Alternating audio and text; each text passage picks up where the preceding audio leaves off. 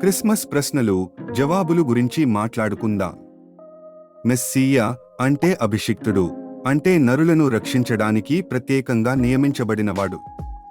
క్రీస్తు కూడా అదే అర్థం, అభిషిక్తుడైన రక్షకుడు. యేసు అంటే రక్షించుటకు అభిషేకం పొందినవాడు. ఇమ్మానుయేల్ అంటే దేవుడు మనతో ఉన్నాడు.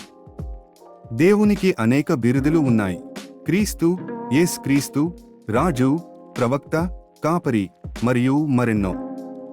యేసు అబ్రహాము, దావీదు, మరియమ్మ, యోసేపు కుమారుడిగా పిలవబడుతాడు, అంటే ఆయన యూదులలో పుట్టాడు.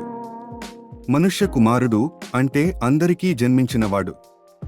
దేవుని గొర్రెపిల్ల అంటే హాని చేయనివాడు, అలాగే క్రీస్తు కూడా. వాక్యము అంటే దేవుని మాట, క్రీస్తు దేవుని వాక్యముగా ఉన్నాడు.